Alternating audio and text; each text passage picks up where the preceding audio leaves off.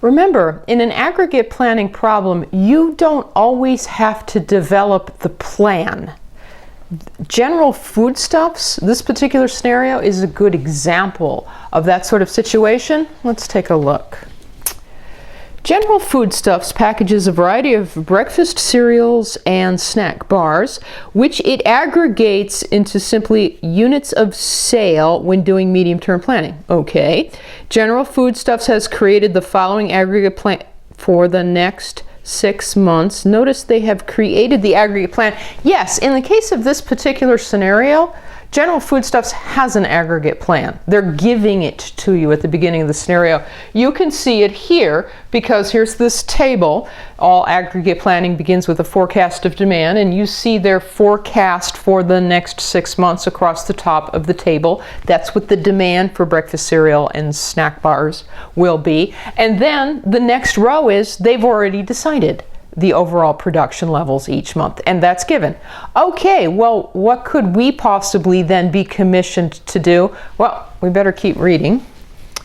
General Foodstuffs can produce up to 30,000 units of sale per month in regular time. Okay, I'm underlining that because that is a capacity option, and that might be handy later when production costs are only $1.50 per unit. Okay, so that's the cost of that option.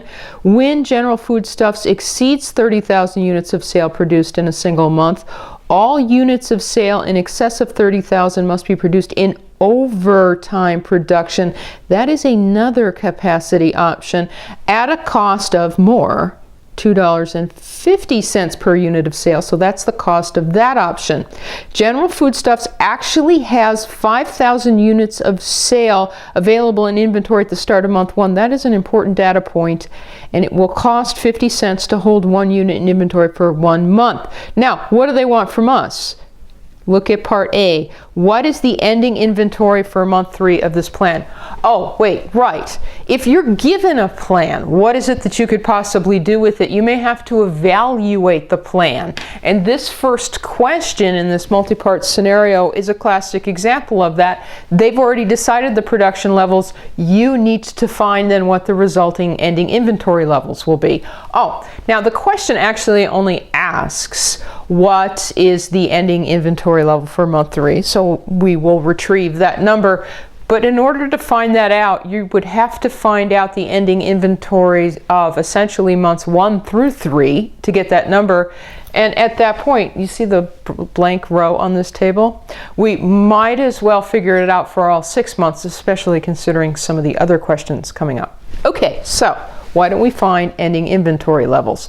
Now, the problem had provided us with a very important piece of information, and that's that they have 5,000 units in inventory right now. So here in month 1, let's just picture this.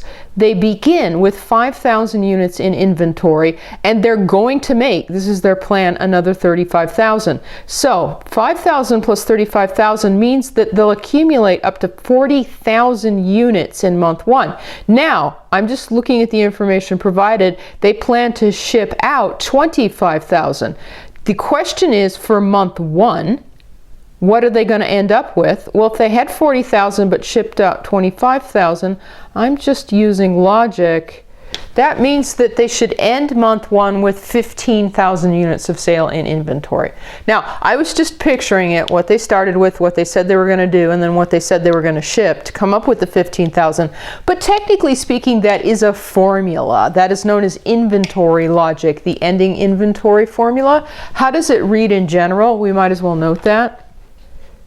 The ending inventory for any particular period equals the beginning inventory for that period. That was the 5,000 in our case, plus the production for that period. That was the 35,000. That was their idea.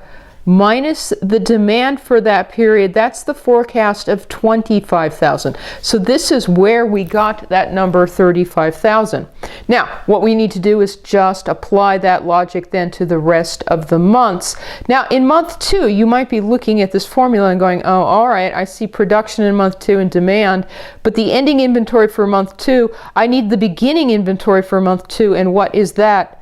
again, that's just logic. You could, if you wanted, express it as a formula. Where do you get the beginning inventory for a certain period, a month?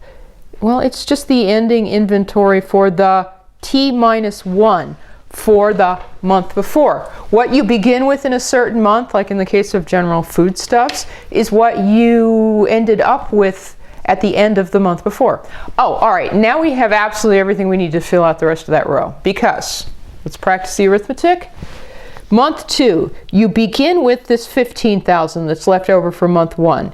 You add another 40,000 because that's production. We're up to 55,000, but we intend to ship out 35,000, so we're going to end up with 20,000 at the end of that month. Oh, okay, so we have a lot in inventory. Now we have a lot in inventory going into month 3. We begin with 20,000. We don't intend to produce anything, but we're going to ship out 15,000. So by the end of month 3, we're down to 5,000 in inventory. So we have this 5,000 in inventory going into month 4. 5,000 plus 10,000 is 15,000 minus 5,000 shipped. That brings us back down to 10,000. So we have this 10,000 at the beginning of the 5th month. We don't add anything to it, but we ship out 5,000. That means the ending inventory for month 5 is 5,000. Then we have this 5,000 at the beginning of month 6 plus another 20,000 that we produce minus 20,000 that we ship out. Means that we're just left with that 5,000 again. Okay, now what we have done is we have calculated the ending inventory for each and every month in this plan. To answer the question, part A, notice it was just asking about a certain month. Month 3, yeah, okay, not a problem. Here it is, month 3, right here. That's our answer. For part A of this question, they will have 5,000 units of sale in inventory at the end of that month. Okay, now, what else do we need to answer about this particular plan that's already been fixed for us? Let's look. What is the average inventory for a month? Now notice they're switching the month 5 in this plan. Oh, all right, now it helps to remember the formula for average inventory. The average inventory for a period, like a month, is the beginning inventory plus the ending inventory divided by 2. That's actually what you're averaging. If somebody asks what's the average inventory for a month, you are averaging the beginning inventory that month with the ending inventory. Oh, all right, so for this question here, they asked month 5. We have to look up the beginning and the ending inventory for month 5 to retrieve those two numbers, so to speak. So I go back to our plan. Here's month 5. The ending inventory is 5,000. The beginning inventory would be the ending inventory for the period before. So that's 10,000.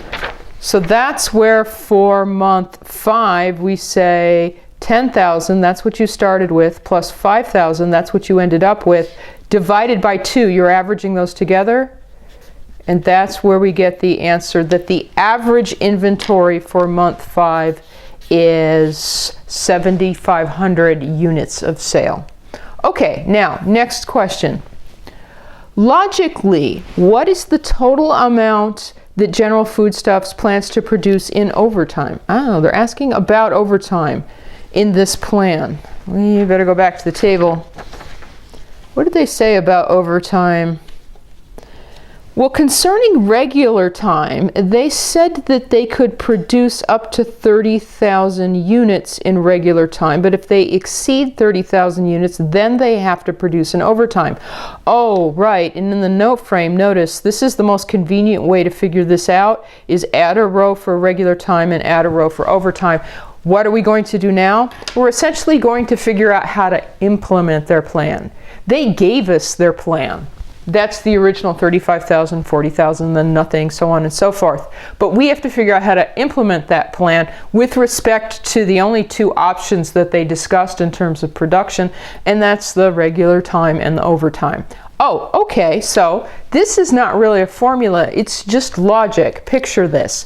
They can produce up to 30,000 units a month in regular time, and regular time naturally costs less than overtime, so naturally, logically, they would produce everything or as much as they can in regular time versus overtime. So let's just evaluate the months. In month 1, what they are saying is they want to produce a total of 35,000. They'll want to produce as much as they can in regular time, which logically implies that they'll produce the full 30,000, right? That's the limit. So how much have they produced then in overtime? Well, we've got to make this target of 35,000. So we're essentially spreading it across these 2 rows, trying to keep as much of it as possible in regular time. Right, which means that 5,000 units of sale in month 1 are going to have to be done in overtime. Now month 2 they want to produce a total of 40,000. Again, they would want to keep as much as they could in regular time, so that's the full 30,000. But that does mean that we'll have to resort to overtime for the other 10,000, right? So that it adds up to 40,000. Now in month 3, they don't plan to produce anything. So they're not going to use any regular time, and they're not going to use any overtime. In month 4, they plan to produce 10,000. That will easily fit into the regular time limit, which means that we can just schedule it all in regular time, which means you're not using any overtime. In month 5, they don't want to produce anything. Well, easy. Then that means you're using nothing. And then in month 6, they'd like to produce 20,000. That is another case that it'll easily fit into the 30,000 limit of regular time, so just schedule the whole thing there. Thus, you're not using any overtime. So now we know how much regular time and how much overtime they're going to use each month. The question had asked, what is the total amount of overtime? We know specifically that they'll produce 5,000 units in overtime in month 1 and 10,000 units in overtime in month 2. So to answer this question, we say, okay, 5,000 units in month 1 plus 10,000 units in month 2 plus 0 plus 0 plus 0 plus 0 if you want to write that. We don't use any other overtime in this plan. Well, yeah, that's all going to add up to, whether you write the zeros or not, 15,000 units. So in implementing this plan, General Foodstuffs is going to produce a total of 15,000 units in overtime. Okay, what is the last question? Assuming that General Foodstuffs calculates inventory holding costs based on ending inventory. Okay, and that's really convenient because that's what we happen to have calculated. What is the total cost of this plan? Yes, this is the ultimate evaluation of an existing plan. How much is it going to cost to actually put it into practice? Here's what I recommend. It's really not a formula, it's just logic. But think about it this way. You're preparing an invoice. We've determined what they want to do. Well, they've determined what they want to do, and we've determined how you can do it. Now, what does it cost? Think of it as preparing an invoice. What do we spend money on? Another way to think about it is go back, review the data, and look for the currency signs. It says, for instance, that it costs $1.50 per unit to produce in regular time. I'm just going to write regular time. It's like a line item on an invoice that I'm going to create. Because where else do I see a currency sign? Do I see a cost discussed? Oh, $2.50 per unit in overtime. Okay, there's definitely spending on overtime. And then any other costs that are relevant to this plan? Oh, we haven't even referenced this yet. It costs 50 cents to hold one unit of sale for 1 month. That is inventory holding costs. So these are all costs. Now I just need to figure out what these costs are, add them up, and then that's the total cost of the plan. Oh, all right. So for instance, what is the cost of the regular time production? Well, it said that it costs $1.50, right, per unit of sale. How many units of sale are produced in regular time? Well, 30,000 in month 1, 30,000 in month 2, 10,000 in month 4, and 20,000 in month 6. Yeah, let's charge them for that. 30,000 plus 30,000 plus, I'm just summing those together, 10,000 plus 20,000. When you do that arithmetic, that will be the total cost of regular time, as opposed to overtime. Now, overtime was more costly, $2.50 per unit. And actually, we can leap up here. We already calculated that they produce a total of 15,000, right? Over the course of this plan. Although if you wanted to be consistent with this here, you could write 5,000 plus 10,000. That's where the 15,000 came from. Okay, so that's going to be the means of calculating overtime expense. And then they said this thing about 50 cents to hold 1 unit in inventory for a year. What are you supposed to do with that? Or not for a year, for a month. Excuse me. 1 unit of inventory for 1 month, 50 cents. Well, how am I supposed to figure out how many units were held for a month? Well, if they're in inventory at the end of the month, the theory is they hung around for the entire month. So if I sum up the ending inventory levels for each one of the months, that's a means for calculating this charge. All right.